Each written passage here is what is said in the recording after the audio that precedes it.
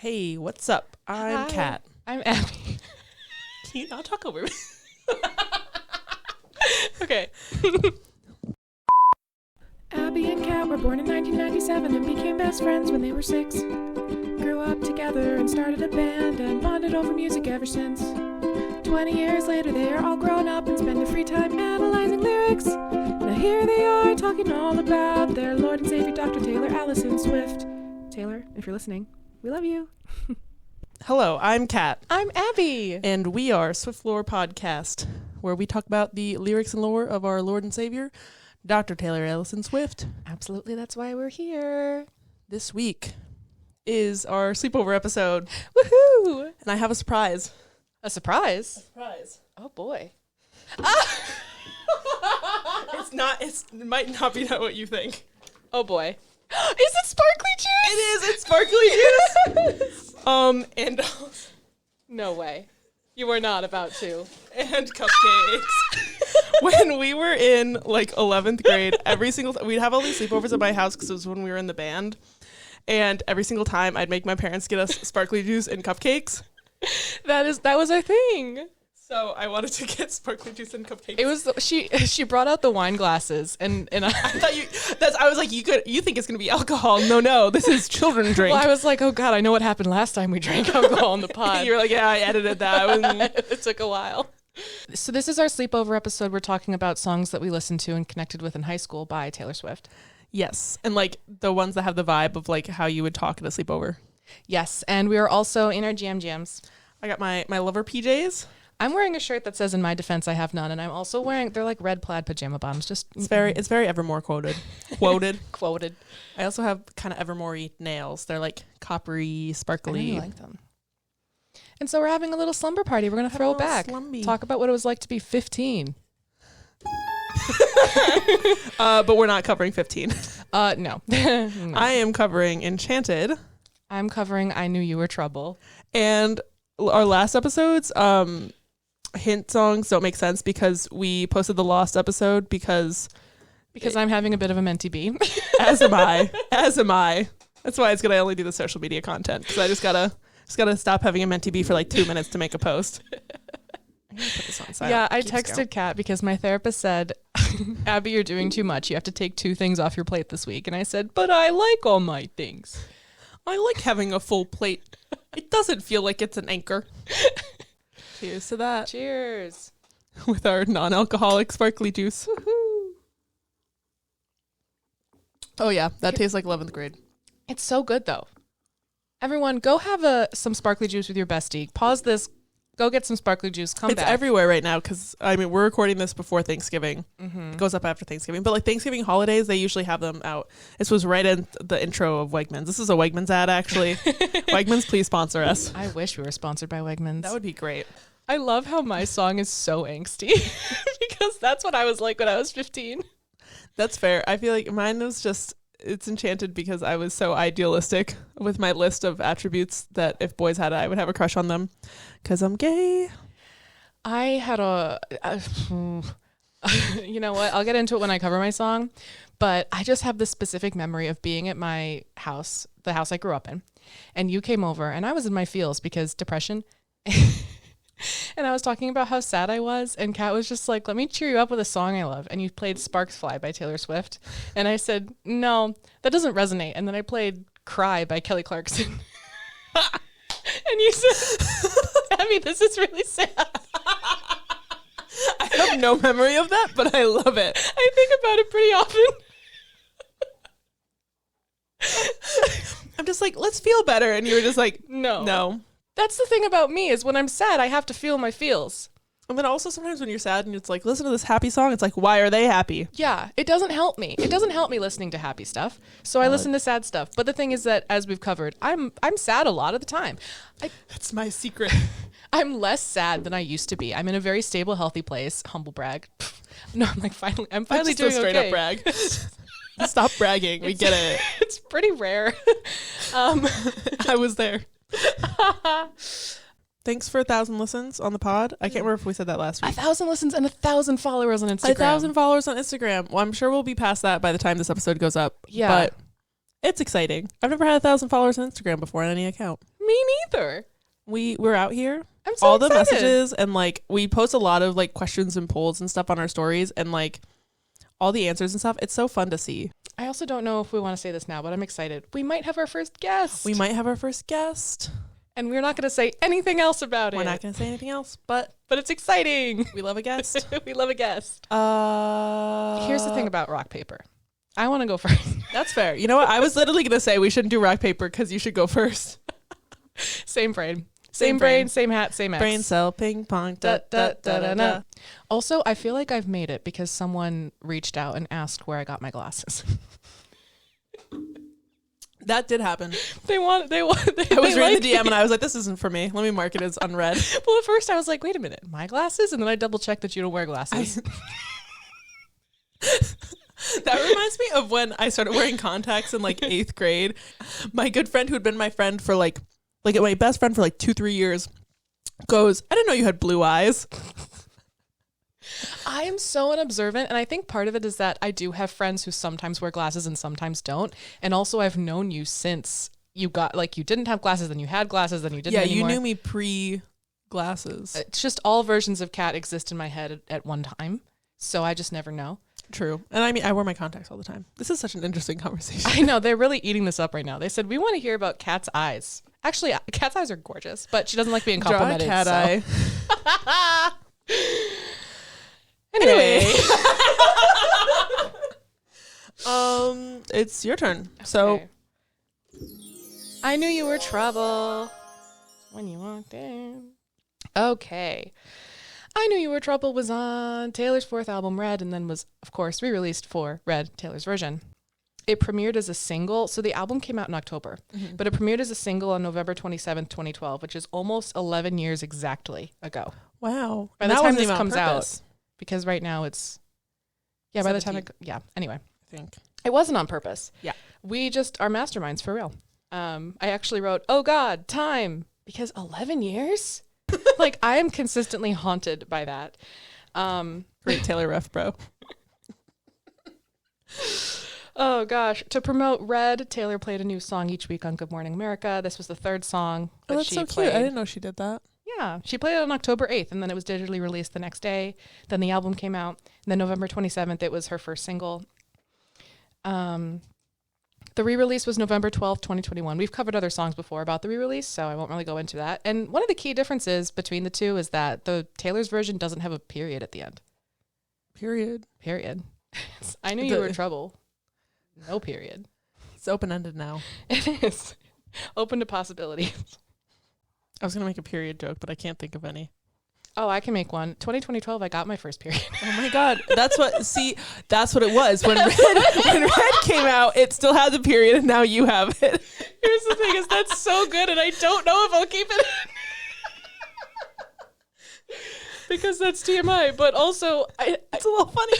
It's a little funny. And the word spelled in John, it's a little bit funny. It's a little bit funny. 2012 was a rough year. You know what? I will keep it in because it's relevant. And it's a little bit funny. So 2012 was like so much. Wait, sorry. I just saw this thing because of British accent. Did you see that Harry Styles shaved his head? Dude, I did. I just needed that to be pointed. I showed somebody. I was at like a work happy hour yesterday. I was like, yo, look how ugly Harry Styles looks right now. I was like 3 beers deep. It's fine. Listen, I saw the one picture and I'm just confused by it. I don't know if I have opinions yet. I do. Now you know where we stand. Where do you stand? Curls. Discussion question. There's also the conspiracy that he's lost his hair a while ago and he's been wearing a wig. Oh my God, I forgot about that conspiracy theory. Yeah, that was a huge thing on TikTok. Oh my God. What do people say now? You can't. Nobody's gonna wear a wig of like a buzzed head. So like, he's got. Unless you're 11 in Stranger Things season 4. That's true.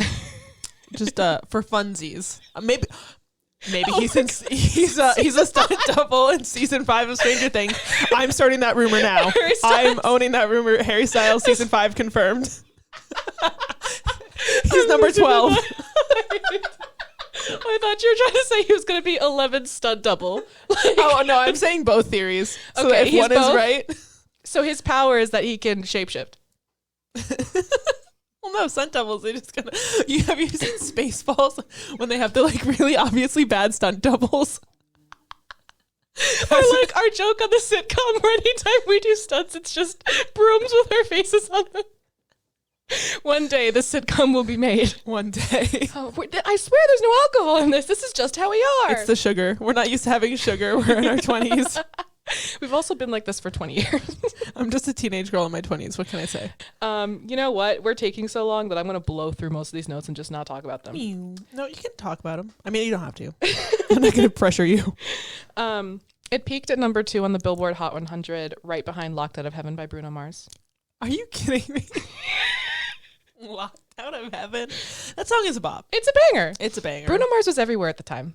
Where did he go? He's just so short, he could just disappear. I'm just insulting so many men right now. Do you know that picture of Taylor Swift next to Bruno Mars at the awards ceremony? She's so tall. It all circles back. Wait, was it that year? It might have been. Might have been. Anyways. Anyway. So Taylor Swift, that is.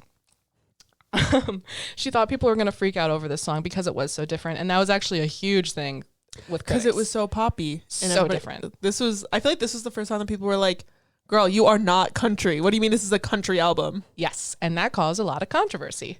Some critics were just like, she's selling out to keep up with the times. And some people were like, no, she's like staying updated and changing her sound. And that's great because she's growing up and she's allowed to experiment. Some people were like, this ain't country. And like, tipped their hat. Yeah. And had their straw in their mouth or something. I don't know. I don't listen to country music. They're chewing their hay. They're vibing. Riding their trucks. Not driving them around. Like sitting on top with a saddle. Get up. Get up. I'm just picturing like Mater from Cars just being like, bitch, what the fuck? Oh, also, one of you, Jesse, our beloved, made our meme. You made the meme. We asked someone to make a meme and someone did. Someone made the meme. That's so exciting. I forgot to post it on the IG story. I gotta do it. Oh, wow. We love y'all. Okay, so that was a big thing. Makes fun of country for 2 minutes. Immediately says y'all. I dated a Texan. So I personally first heard the song at a middle school dance. No, it was high school. It was sophomore year. That makes sense because I was in high school. But it was at the high school that I went to for 10 weeks and then transferred out of. So I went back to the Webster High School. And I was dancing with my friends there and I kind of snuck in. I wasn't supposed to be there anymore, but they let me because I had gone there. And then the song came on and I was like, this is Taylor Swift? And I loved it personally. It's a bop. I loved it immediately. Even though it was different, I kind of didn't hate that because I don't like country music. Like, love Taylor, but it's just, I don't know, the style is just not for me. Fair enough. Okay. I'm not going to list all the live performances, but she did get to perform it on New Year's Eve in Times Square, 2012 into 2013, which is exciting. Also at something called... That was when she kissed Harry Styles at midnight. Oh my God, you're so right. I know I'm right. I was there. You remember it. I remember it. All too well. I was in the One Direction fandom. It was a big moment. It's a big moment for everyone. I got into the One Direction fandom when I was 16. I got in way late. That's fair. Yeah. And then I was, and then I was there for when Midnight Memories came out and when This Is Us came out. We went to see that in theaters. Wow. But this isn't a One Direction podcast. I'm not going to talk about that on my podcast. Wow. Way to go. That seems sarcastic, but that was great. Thanks. I'm a big fan of her musical monologue. It's a banger. And she also performed at the Wango Tango Festival in 2019 while promoting Lover. And I just like that it was called the Wango Tango Festival. Great name. It is a really great name. It was on the set list of 3 of her world tours, the Red Tour, 1989 Tour, and the Eras Tour. She presented this song as a ballad on the piano to a Swedish producer named Max Martin, and she said, make it chaotic. And then he did. I love that. He also produced a lot in 1989, I think. Yes. He is not credited as a producer on the Taylor's version, but he is credited as a songwriter. Interesting. Yes. Yes. Also, because I always look at the Wikipedia of how they describe the music, I think it's funny. It said the dubstep refrain includes a wobble, which is especially relevant because when I was 15... Wobble, baby, wobble, baby, wobble, baby, wobble. They taught us that in gym class. Yeah. They made us go into gym class and had us do the wobble in front of all our peers. Yeah, That's there was psychological warfare. There was a line dance unit. The line dance unit, I'll take the line dance unit over the square dancing unit any day. Yeah.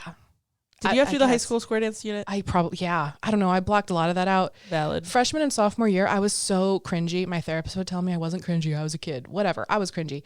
And like, I try not to think about it. So I don't. I'm not going to talk about that. In my podcast.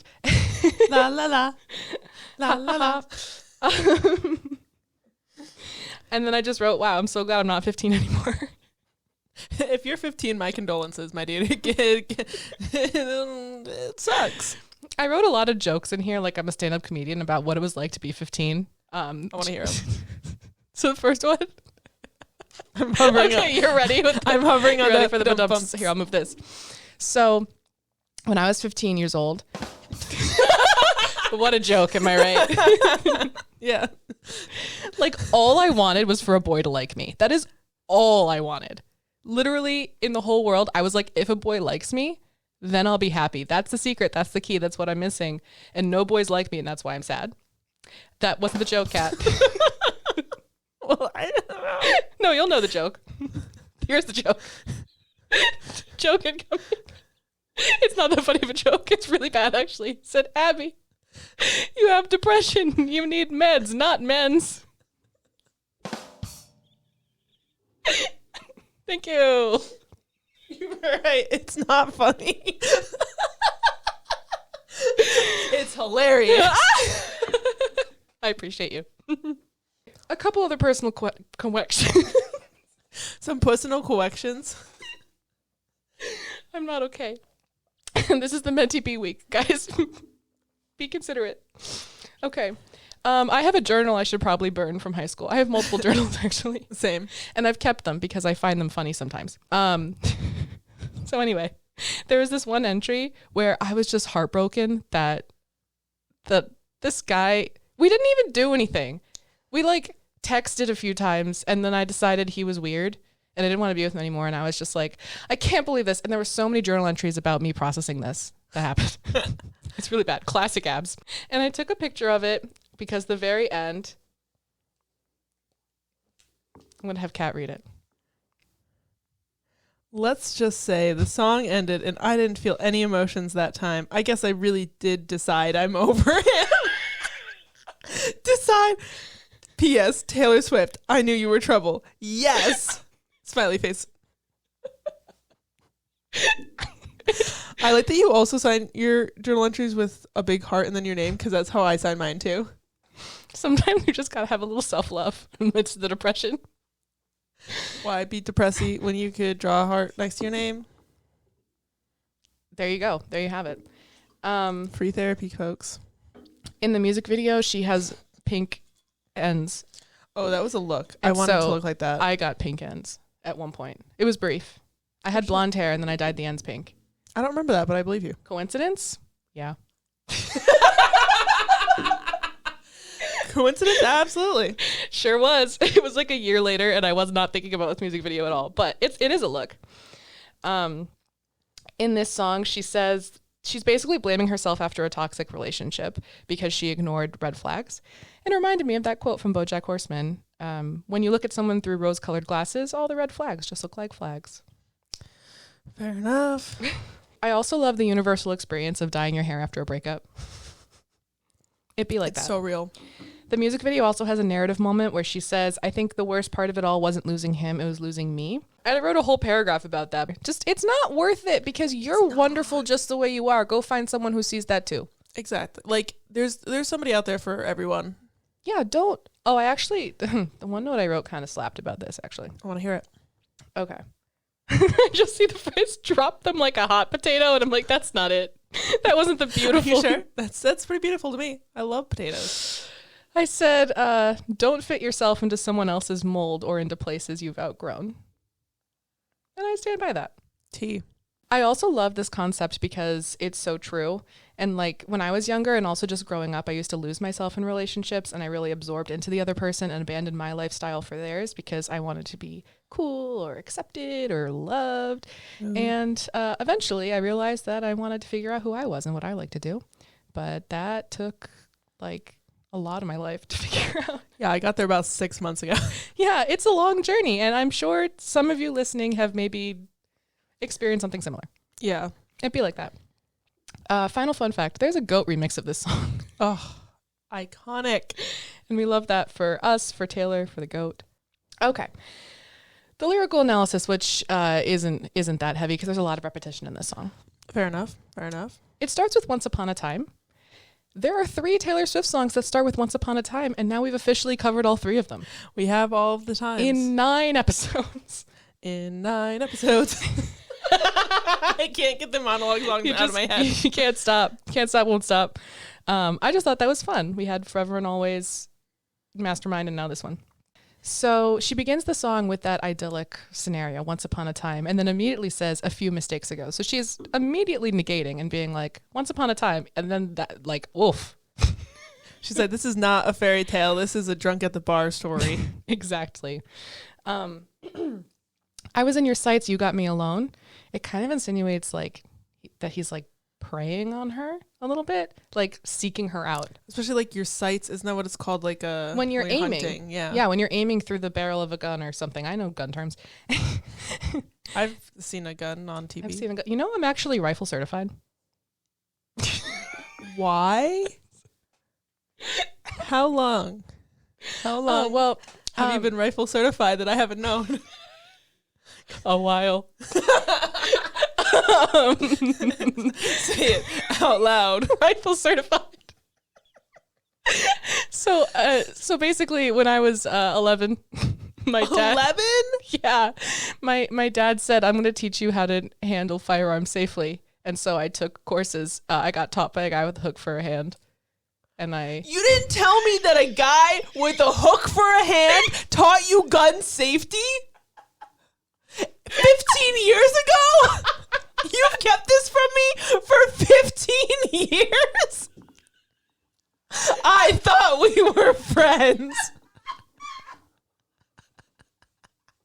Like,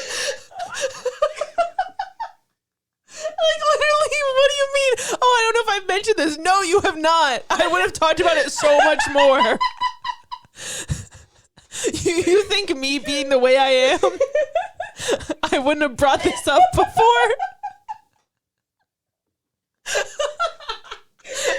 I mean, have me cry. it's one of the most random things that's ever happened to me. It's giving boating license. Like, a good thing. My daddy made me get rifle certified when from I was a hand. 11. Oh my gosh. And you know what? Like, I was a good shot. I believe it. I was good. I was left eye dominant, even though I'm right-handed. That's an interesting fact about me. That's what you would do if you had someone in your sights. It'd be left eye. Oh man, that is so Look at that. I looped it back. You looped it back. Take it from the top. Take it from the top. Okay.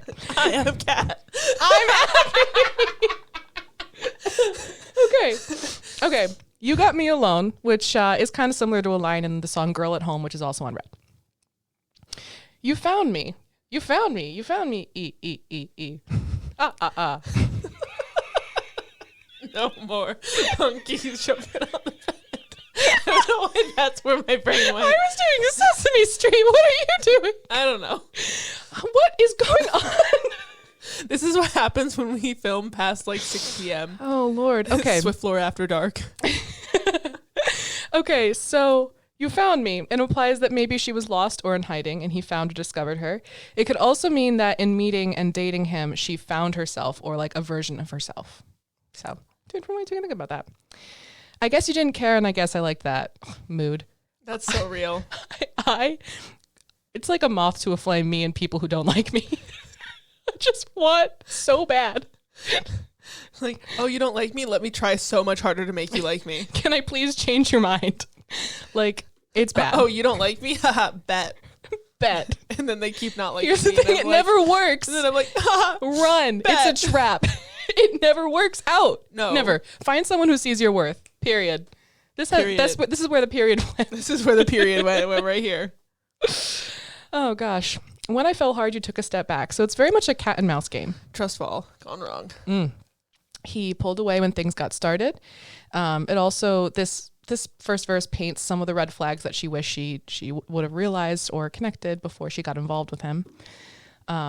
He's long gone when he's next to me. I wrote, like, this is in the present tense, so are they still together? Like, is this a beginning of the end situation? Could be. Huh.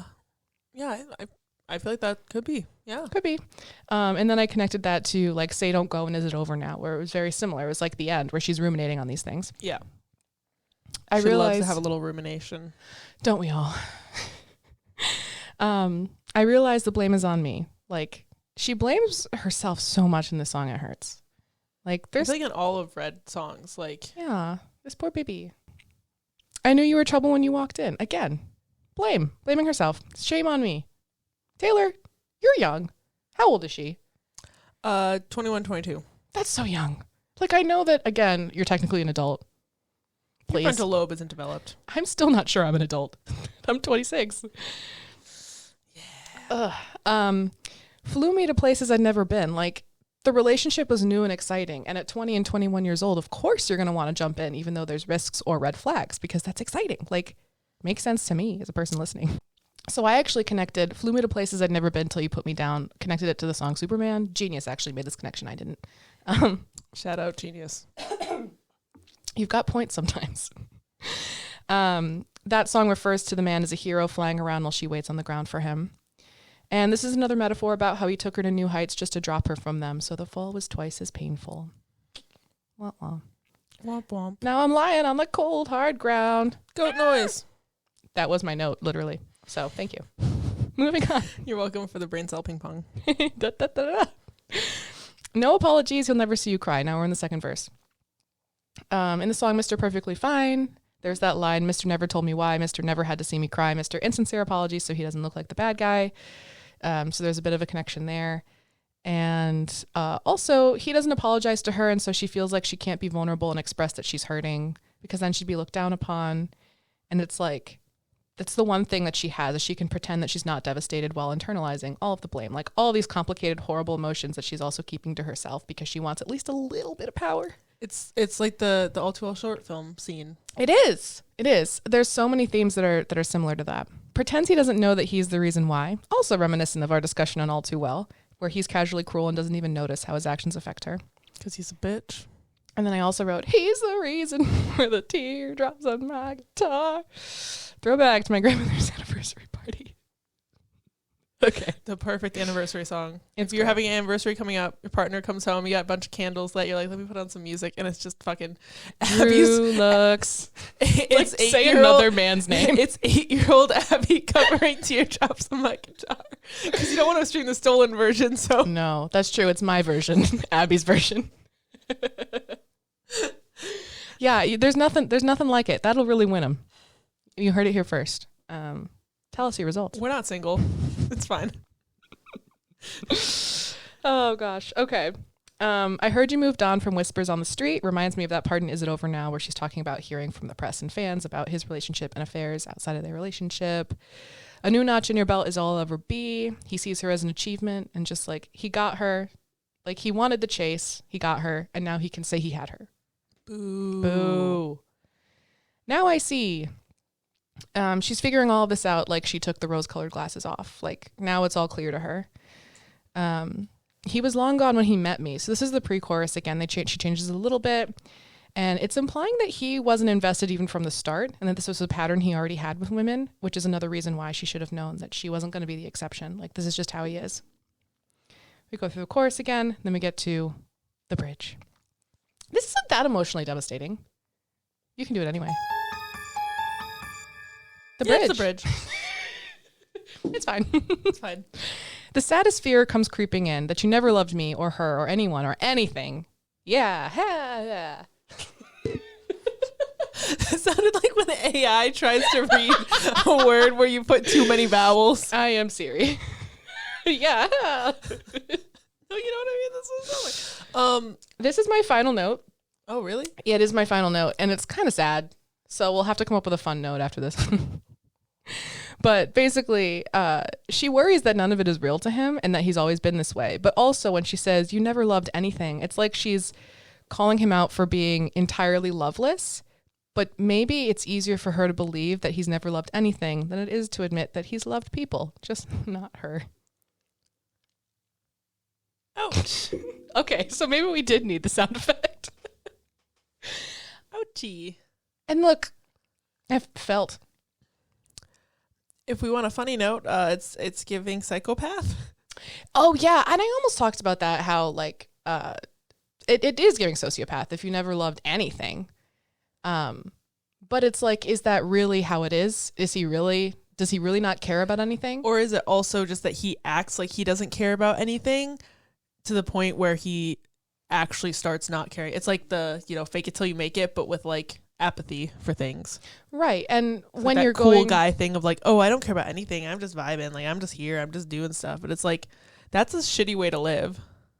And when you're going through a breakup, it's so much easier to be angry at someone or have reasons for things that like you can make sense of, and just being like, he never loved me or anyone or anything. Like just all of a sudden being like, no, he never loved anything. And that using that as a way to try to make yourself feel better. So this song's angsty. It's angsty. We got that angst. All about that angst. About that angst. How did you feel about Taylor Swift's shift in sound at the time, and how do you feel about it now? I loved Red when it came out. I remember talking about being like, yeah, no, I mean, it's not a country record. Like, there's a couple songs that have like a country vibe, but like, it's a pop record that's produced by a country producer. Like, that was what I thought at the time, was it was kind of disjointed. And I remember at the time literally being like, Taylor Swift just needs to like go away for like 2 or 3 years and just like vibe, and then come back and like just own her shit. And then she did that after the next album, and I was like, am I psychic? I think you might be. I think I might be too, but only for Taylor Swift. But yeah, I mean, I remember it being like, I liked it. I was just like, I can no longer defend her being country. I have to agree with people who are like, she's not country, and I'm like, yeah, I mean, yeah, she's not. But that's when I really started to get into her, was Red, because I mean, I loved Love Story and You Belong With Me and all of those, but even those are more poppy. Yeah. So this is when I really was just like, yeah, because it was just more my preference. Because yeah. Rude. Anyway, that was I Knew You Were Trouble. Period. There's a period. You're welcome. Now I want to have a cupcake. Yeah, let's do a cupcake break. Cupcake break, because we're cruising. We're cruising along. We got vanilla with chocolate frosting, vanilla, chocolate, vanilla. I mean, what could be better? And also, everybody needs to know the right way to eat a cupcake. Let me see if I can get that. Are you going to do the sandwich way? I don't know. The thing is, these are mini cupcakes, but I want to do it the sandwich way for the vibes. I just got frosting all over myself. I know. I was going to say the first cupcake's the worst to get out. First cupcake's the worst. Maybe I know. Where did I get paper on myself from? Aren't you guys so glad that you listen to our podcast where we just eat cupcakes? Welcome to Cupcake Lore, where we dive into the lyrics and lore of our Lord and Savior, this cupcake. Betty Crocker. Betty Crocker. These are from Wegmans. Okay, so the proper way to eat a cupcake, if you had a bigger one, is you take off the bottom half, and then you put it on top of the icing, like a little sandwich. And then you got a little sandwich, and then like stuff doesn't fall apart as easily. But also you don't get the frosting mustache. Yes. You got a little sandwich. It's so cute. So I have OCD. And the only way that I can touch my food before I eat it is if I sanitize first. And there's no sanitizer here, so I'm going to eat it like a heathen. I'm not going to sandwich it. I'm going to risk the frost stash. Frost stash. I got to get a napkin. I'm covered in frosting. See, it doesn't even help. Doesn't even help. Okay, can I get a... Hey, okay. Nope. Yeah, Enchanted, just that vibe. No, you shouldn't put me in charge of this. Bottom right. Enchanted. This is track 9 on both Speak Now, Taylor's 3rd studio album, and Speak Now, Taylor's version, her other studio album. Sure. It's a number. As every song on Speak Now is, this was solo written by Miss Swift herself. Dr. Swift, sorry. Test. How dare you besmirch her name?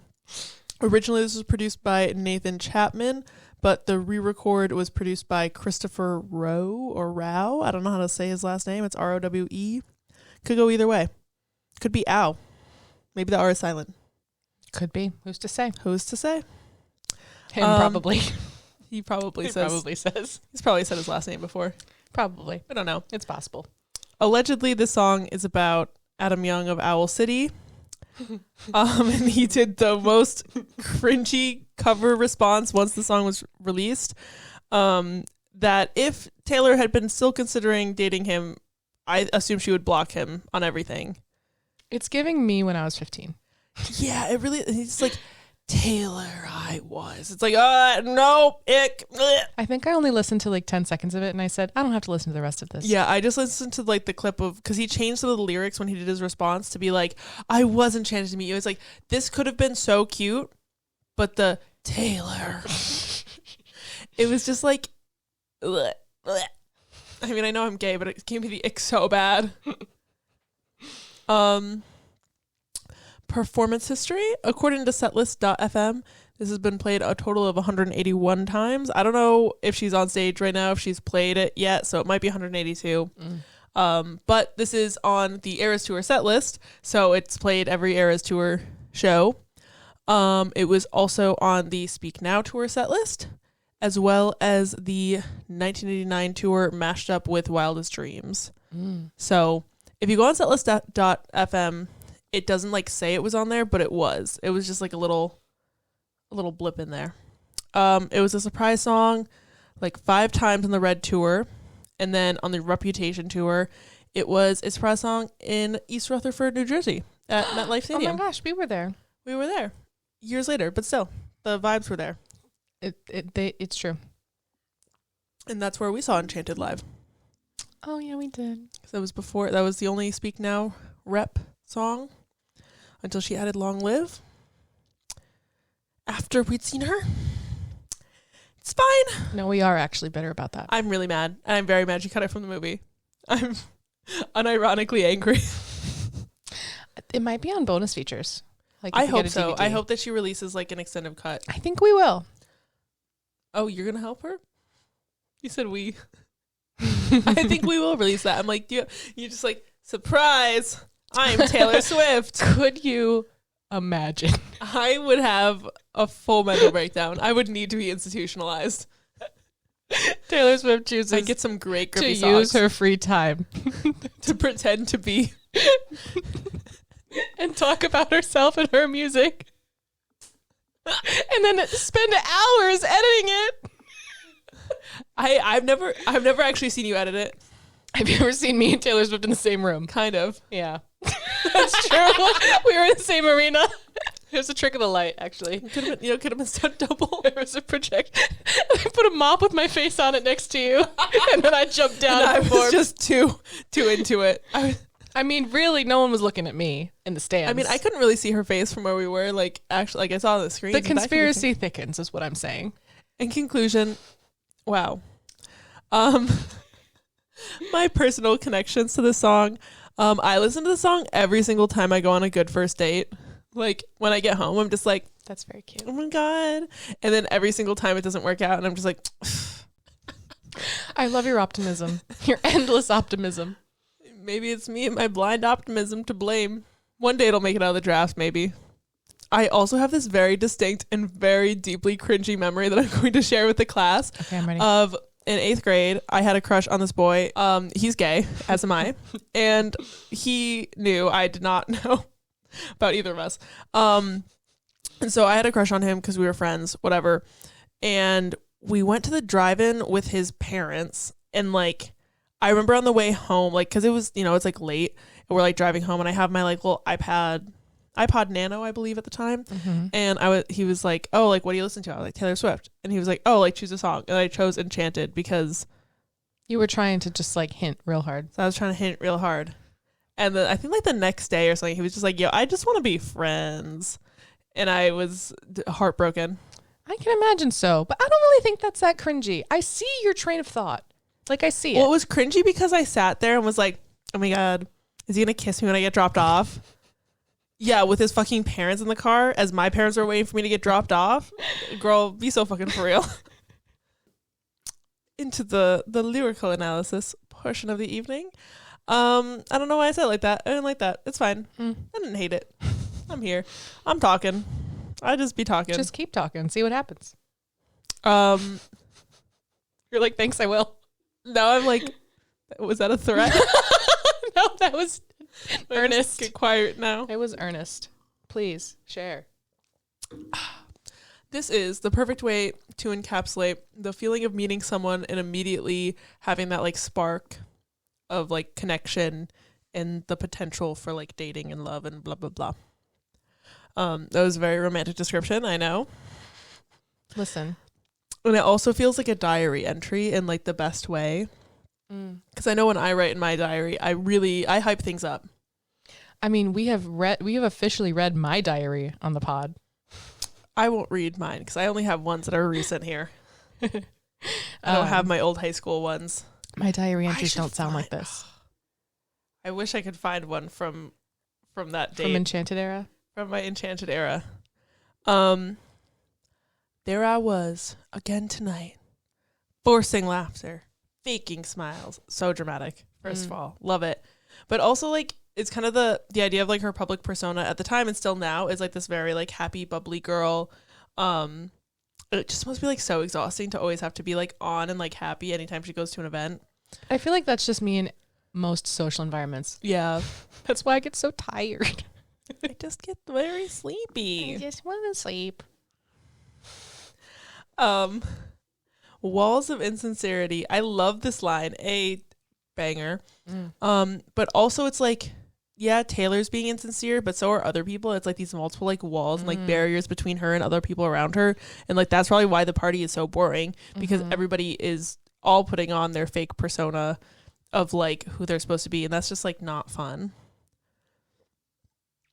Shifting eyes and vacancy vanished when I saw your face. This is so romantic. It's so cute. Like, she was just completely checked out, and then she saw him, and life came back into her eyes. Her night went from another boring, repetitive event to this, like, magical, sparkling thing. And then all I can say is I was enchanted. It was enchanting to meet you. This is a quote that I pulled from People magazine, from, like, an old interview. She said, it was about this guy that I met in New York City, and I had talked to him on email before, but I had never met him. Meeting him, it was just like this overwhelming feeling of, I really hope that you're not in love with somebody. And the whole entire way home, I just remember sitting there thinking, am I ever going to talk to this person again? It was a feeling of pining away for a romance that may not even happen. So cute. I think about that a lot. I think about how you meet so many people in passing every single day. Like the woman at the Dunkin' drive-thru who just like knows my order at this point because I always get coffee on my way to class. Love. But also just like people that you run into and maybe have a very brief, like you smile at them and they smile at you and they're nice to you and they hold the door for you, whatever. And then you never see that person again. And it's always like, well, what would have happened? What would have happened? True. And we just encounter that every single day. Your eyes whispered, have we met? His eyes are also lighting up the way that hers were. So she's no longer got the shifting eyes and vacancy. And his are so expressive that it's like he's talking to her. And he's being sincere and authentic. He's being sincere. And across the room, your silhouette starts to make its way to me. That's such good imagery of just like this mysterious like figure across a ballroom, like darting towards, not darting, but no, like I get it. Moving towards you. Sashaying. There's a spotlight behind him. He takes off a hat. You like jazz? And then you kiss. And that's how babies are made. That's romance.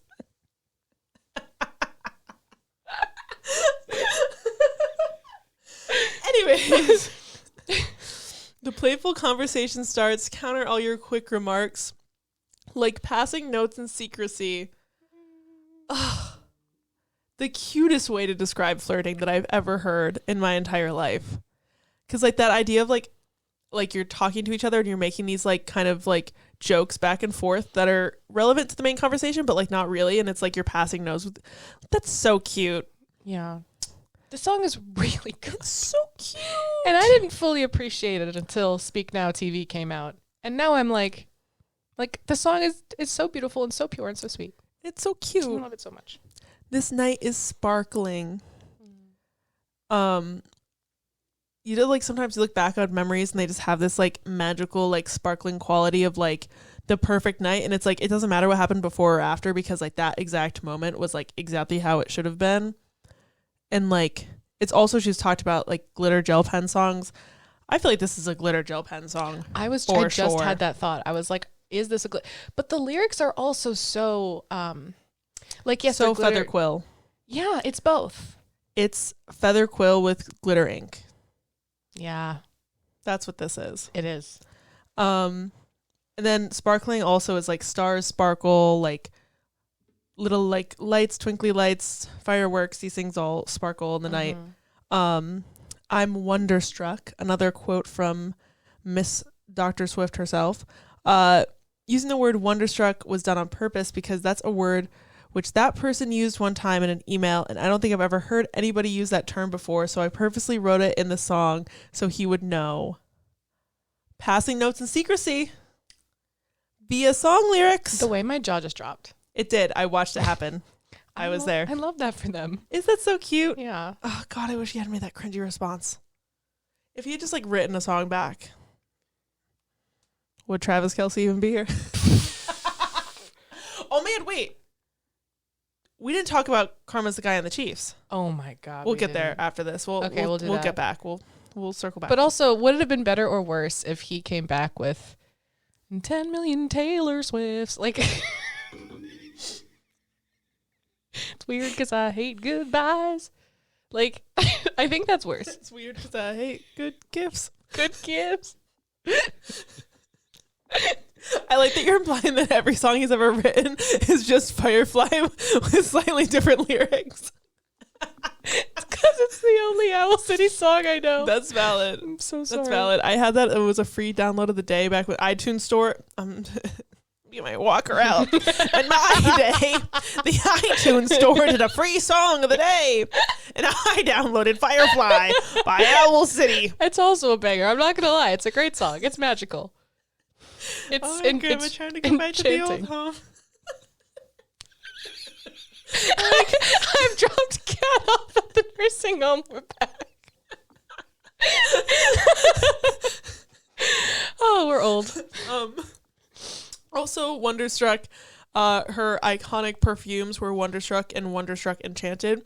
I still have Wonderstruck perfume because I got like the gift set of like the perfume and the rollerball, and I accidentally put the rollerball in like a drawer until like 2 years ago when I moved back into with my parents during COVID because of college and COVID. I like was going through stuff and I was just like, holy shit, this stuff is like gold for the Swifties. True. I don't know why she's never done a perfume again, because that perfume is great smelling. It's very sweet. It's very cute. I don't wear it very often, because it smells like something that a teenage girl would wear, and I mean that in a good way, but like, I'm an adult. Yeah, we need something, new. I need a vigilante shit themed perfume. Ooh, okay, That's wait. what I need. What would it smell like? I'm thinking It'd like be like campfire. musky vanilla campfire. Okay. Like smoky, but still sweet. And then it would come with a gun.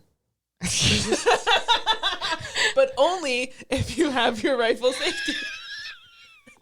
When you order, they just go, are you rifle safety certified? And you check yes. And then they're like, great. Here's your gun. Nancy Wheeler, here you go.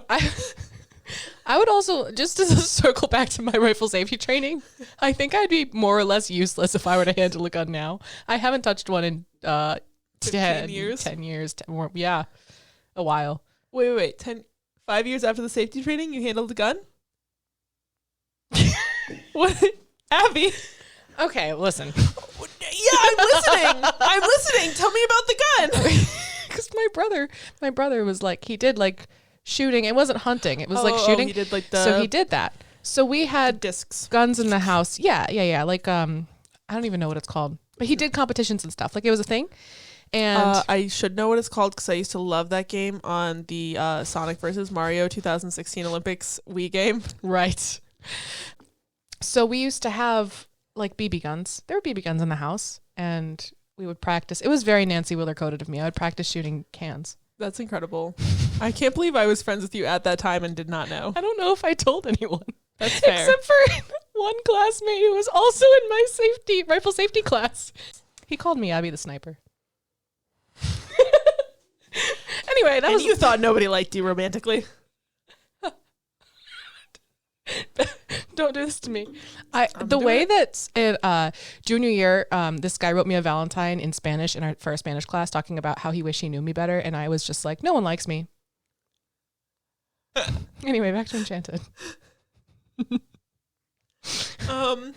I'll spend forever wondering if you knew. We talk so much about Taylor like saying the thoughts and emotions of her partner when she like doesn't actually know them, but in this one she's not speculating at all. She's like sitting in the not knowing, because like the night was so good that she doesn't even have to like make up whether or not he knows. She'll just be like, I know that I'm going to keep thinking about this. Like I'm not going to come to a conclusion. This song is also like fully in her perspective, which is why I feel like it's more diary entry-esque than like some of her songs like All Too Well or like other songs. She kind of does like a mythologizing and like storytelling of her experience, where this is just like purely her perspective, her thoughts of like how this night went, without like turning it into like a two-sided tale. And I was enchanted to meet you is just so cute. What a lovely phrase. It's so sweet. It's really cute. And now, the lingering question kept me up. 2 a.m. Who do you love? So she talks about 2 a.m. in a lot of her songs, like Breathe, The Way I Loved You, Mary Song, and I Wish You Would. And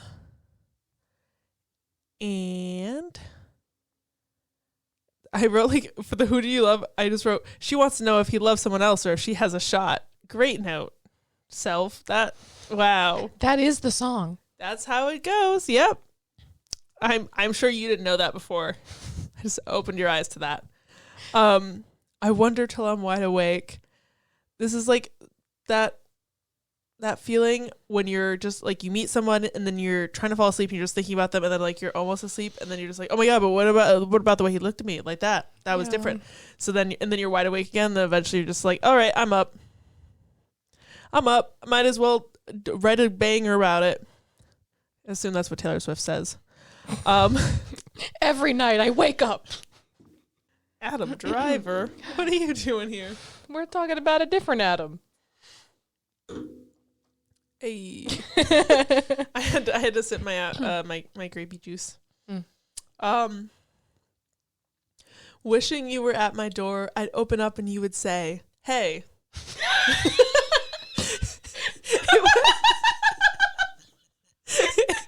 It was enchanting to meet you.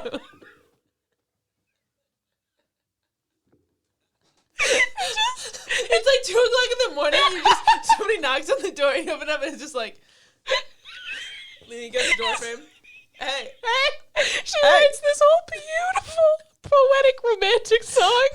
He pulls up in sweatpants. His hair is just like tousled and dirty. He's like, It's got a stain on his t-shirt. Hey. To be fair, the whole quote is, "Hey, it was enchanting to meet you." It's just like, but the pause matters. Hey. The delivery matters. You want to drive around in my vehicle, look at the stars, waltz to drops of Jupiter. I may or may not be talking from experience. Yeah, I was like, that's a really specific picture that you're painting. That's men. So, this line, the wishing you were at my door, how you get the girl, I'd open up the door and say, are you insane? Ain. So, like, that's how you get the girl, as you show up at her house. Taylor Swift is very clear about this. Unless you're a stalker, don't be weird. Don't be a stalker.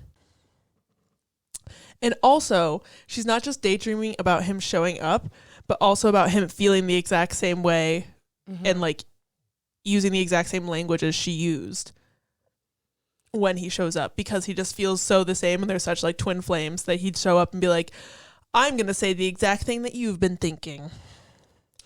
There's also something to say about having this dream and never knowing what would happen, because you get to make it perfect in your head like this. Yes. He can't let you down until he releases a weird cover remix response. So he pulls up and he says, hey, and he doesn't say, I was enchanted to meet you. He does say, Taylor, I was enchanted to meet you. But he didn't say it in a cool way, so the fantasy's better. All I know is I was enchanted to meet you. So she's just saying, all I know, it was enchanting for me. Was it for you? Who's to say? And also that kind of, everything has changed. All I know is, and then there's like a couple variations in the chorus, but similar. And that's also like just a very cute little love song. I do quite like that one. Me too. Ed Sheeran, come on our pod. Ed Sheeran, friend of the pod. In my Delulu era. And then the chorus this time, so originally the chorus has like 3 lines, and in the second chorus there's 7. So repeats the first part again, and then goes, this night is flawless, don't you let it go.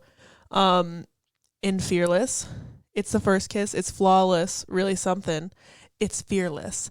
And that song is a song that she wrote about like this imaginary perfect first date, and this is about that actual perfect first meeting. So I like that she like used the same unique word in both. Little bridge. I'm wonderstruck, dancing all around all alone. So cute. It's really cute. There's something so good about after you go on a first date and it's really good, and then you come home and you're just like, I'm going to put on Enchanted and I'm going to dance around my room and I'm going to scream into my pillow because I have emotions and I can't handle them. You're just giddy.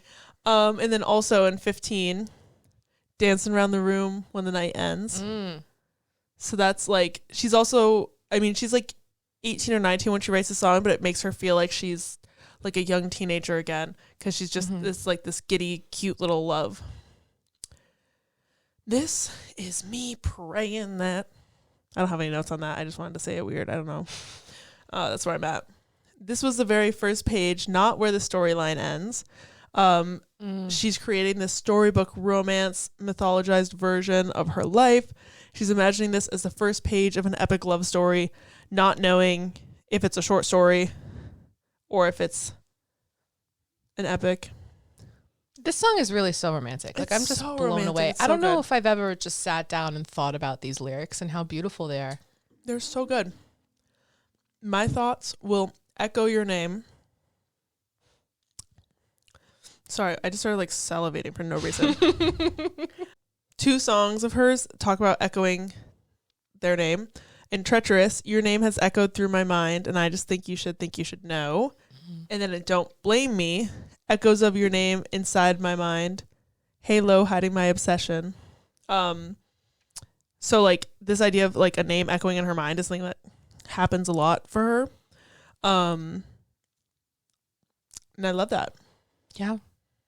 Like Don't Blame Me is also a love song, but it's such like a much darker love song that it's interesting that like the same ideas in both. And then obviously Treacherous is like a breakup song.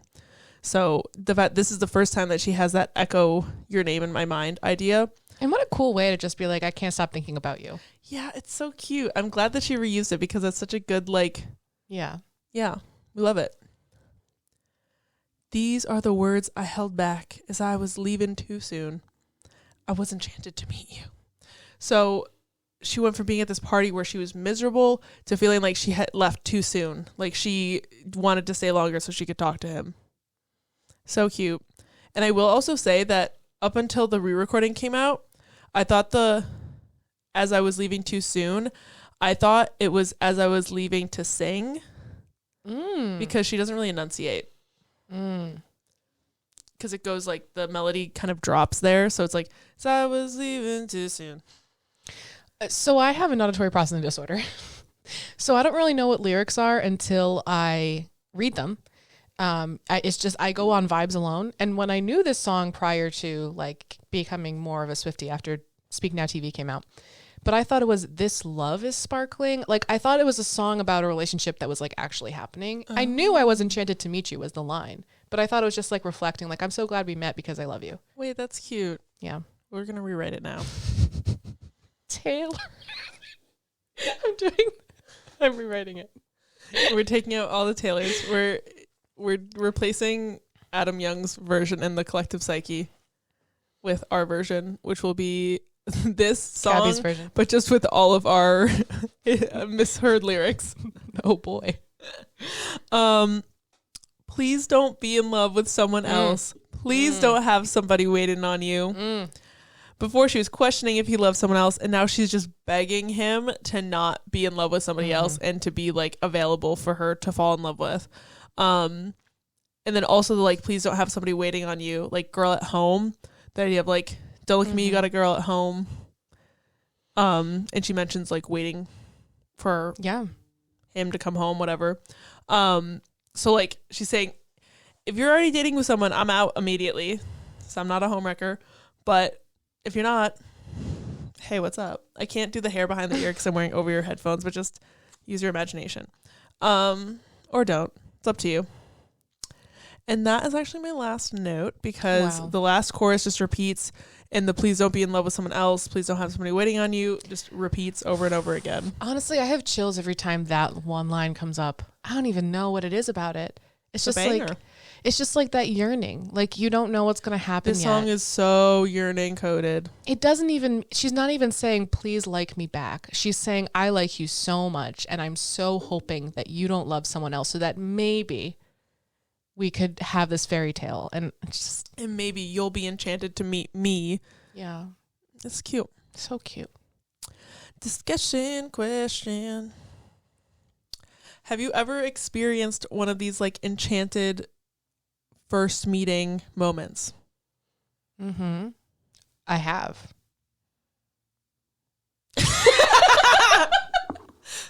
And that's all, folks. I'm trying to think. Let's see. Are we talking about just like someone I met that it wasn't like a date? It was just someone I met. Yeah. Let's go with that. Like every beautiful woman I see everywhere. That's true. That's so real. Like, it can't be just me where I see a beautiful woman and I'm just like, what would happen if we got married? That's, being gay. Yeah, it's like, I don't even really know you, but you're so pretty. We could have a great life. That's so real. I remember when I went on a like road trip in California with our friend Brienne over the summer, and we were stopping in this town called Solvang, which is like a Danish town in SoCal. It's a very weird place, but like in a fun way. And there was like, we went to like a bakery, and there was this like really cute like cashier working there that was like flirting with me, and I was like, what if I just moved to Solvang? What if this was my life? Could be. And then I didn't, because why the fuck would I move to Solvang? What would that solve? Maybe my seasonal depression. Oh, I can't believe we're single. We're both just so sane. We're just so sane and normal and so emotionally well. Someone back me up on just like falling in love a little bit with every single person that you see, because that's me. Hosier backed you up. Oh my god, did I tell you I got Hosier tickets? You got Hosier tickets? I'm going. My friend Cass that I went to see Noah with. Oh, that's so exciting. We had talked about going, and then I forgot about it because brain fog. And then they texted me this morning and just go, hey, guess what? And I went, what? And they sent the screenshot of the tickets. You know what's funny is my supervisor told me I could mention her on the pod if Hosier ever came up organically. So I'm bringing you up, Kara. Getting carried out. She's a huge Hosier fan. We talk about Hosier a lot together, and she got tickets also today. So yay people who got Hosier tickets. So happy for you. We're seeing the Jonas Brothers in a few weeks. We are. Actually, I'm going to say something about that, because we are going to buy like those little bikes that you have that, you know, like that they put up to dogs and they sniff them, and it's really cute. But also people use them for like street interviews and stuff, but the dog's more important. So if you're going to the Jonas Brothers concert on December 3rd, second or 3rd in Albany, it's like a Saturday night. That's the second is Saturday. So if you're going to the Jonas Brothers concert, shoot us a DM on like Instagram, or I don't think we get TikTok DM. So yeah, shoot us an Instagram DM. Cause we might bring little microphones and like ask people what their favorite Taylor Swift song is. We'll see. Yeah. And then maybe your voice could be on the pod. It'll be voice cute. on the pod and on the IG. Yeah. It'll be great. My hint song is Rockin' Around the Christmas Tree. You're never going to guess what song I'm doing. Mine is, Deck the Halls.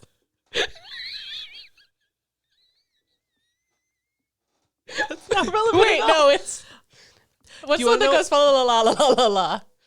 That's like the Halls, yeah. Okay, then it's relevant. Yeah. Oh, Karma's the guy in the Chiefs. Oh my gosh, we have to talk about that. Oh my god, we have to talk about it. I was watching a live stream that night. First of all, the Out of the Woods Is It Over Now mashup. I was at my parents' house. My parents weren't there. I was just at their house.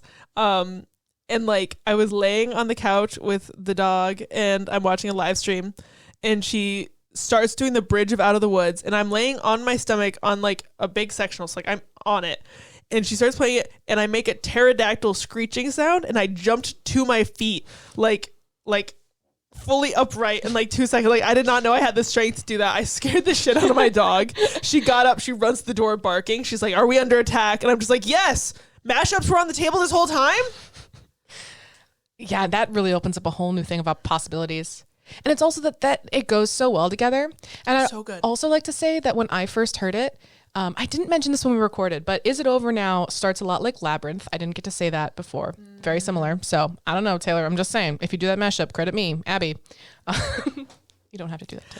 My favorite is the video of the girl who like in the break before she went to the chorus sang the Out of the Woods chorus. Yeah. And then she started singing not chorus, the bridge. Mm-hmm. The bridge. And then like she just was like, "Oh my God." Yeah. So exciting. That was great. Also, that song you could do, "Take Me Home" from Style. That also fits in right in there. So I'm just putting that out there. Putting it out there. But yeah, the Karma's the Guy in the Chiefs. It's so cute. They're cute. They're cute. And they're running off the stage. And like so cute. A lot of people pointed out that he was standing there, but he was just had his arms like down kind of behind his back and like just totally letting her make the decision about like how public it was. And she like ran and jumped into his arms. So it was so cute. She was enchanted to meet him. I'm not jealous or mad or feeling anything weird. I'm so glad she's happy. She deserves I'm really glad the she's world. happy, but why aren't I? And on that note, Abby's like, "I'm cutting you off from talking now." So that's it for this week. we've done it again. We've talked. We've drank sparkly juice. We had a cupcake. We made that fucking noise. That was from the American Horror Story. Oh. Anyways, We've done what we set out to do. So until the damn next thing. time. Yeah, that's it. Crispy high five. Crispy high five. This one's gonna be good. I can feel it in my bones.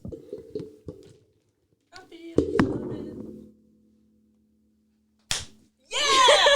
We're getting so good at that. Yes! One day we're gonna be so good at high fiving. You know that scene from American Horror Story? Where, I don't know, someone hands Sarah Paulson and just like, "You want a cupcake?" And she's like, "No, I don't want a cupcake." I don't know what scene, no. Okay, I'm gonna have to show it to you. I think you're lying. I'm not, because I just mentioned it to Ari the other day. She didn't know it either. You guys will know it. Fever dream. Someone listening will know it. That was a great noise. Thank you so much for sharing that. I'm so glad I had just turned up my headphones as you did that. I sounded like Spear when she's excited.